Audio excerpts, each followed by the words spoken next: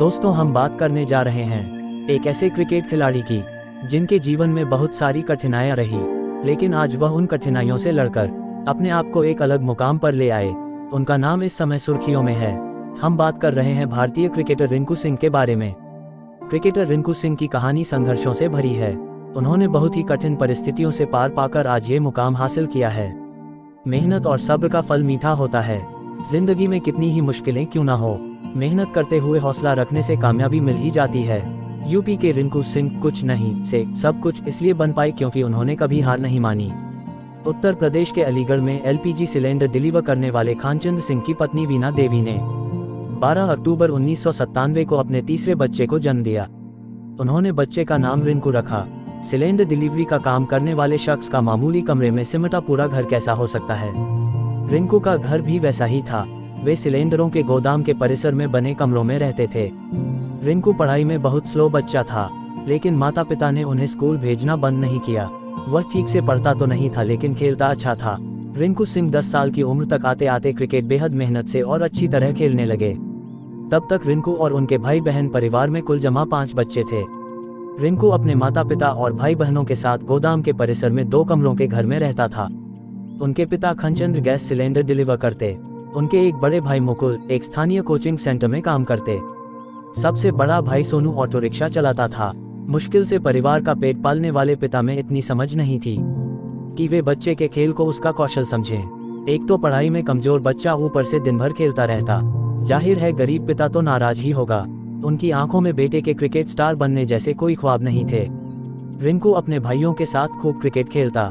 उनका पूरा समर्थन मिला। रिंकू के क्रिकेटर बनने की बात पर कई बार पिता नाराज हुए और उनकी पिटाई भी की।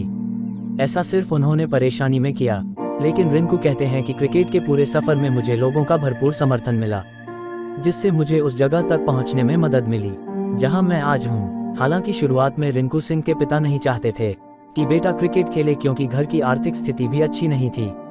लेकिन रिंकू ने 2009 में क्रिकेट खेलने का फैसला किया। पैसे की कमी तो थी, लेकिन कोच मसूद अमीन के सपोर्ट से सफलता पाए। 2012 में पहली बार यूपी की टीम में चुने गए। एक वक्त के बाद रिंकू के पिता को समझ आ गया कि वह इसी खेल में कुछ अच्छा करके कमाने लायक बन जाएगा। रिंकू एक दिन में 14 घंटे प्रैक्टिस करते थे। एक बार पैसे की तंगी और कामयाबी हाथ न आने चलते रिंकू का भाई उन्हें लेकर नौकरी की तलाश में निकला। वे जहां गए वहां रिंकू को झाड़ू पोछा लगाने का काम मिला। उन्हें नौकरी तो चाहिए थी, लेकिन वह सफाईकर्मी बनने को तैयार नहीं हुए। घर वापस आए और अपनी मां से कहा वह इस तरह के काम करने के बजाय अपने क्रिकेट पर ध्यान देना चाहता है। क्रिकेट खेलने के शुरुआती दिनों में उन्होंने अलीगढ़ स्टेडियम के पास 2 कमरे के क्वार्टर में कई साल बिताए। रिंकू को रहने के लिए ये जगह भी उनके पिता को नौकरी दिलाने वालों की ओर से मिली थी। रिंकू के पास क्रिकेट पर ध्यान देने के अलावा कोई विकल्प नहीं था, क्योंकि परिवार की आर्थिक स्थिति सुधारने का कोई और रास्ता नहीं था। बड़े भाई की तरह पिता भी हर महीने 7,000 रुपये कमाते थे। क्रिकेट करियर ने उनके परिवार को गरीबी के बोझ से बाहर निकालने में मदद की। रिंकू घरेलू क्रिकेट में अपने राज्य उत्तर प्रदेश की ओर से खेलते हैं और आईपीएल में कोलकाता नाइट राइडर्स की ओर से खेलते हैं।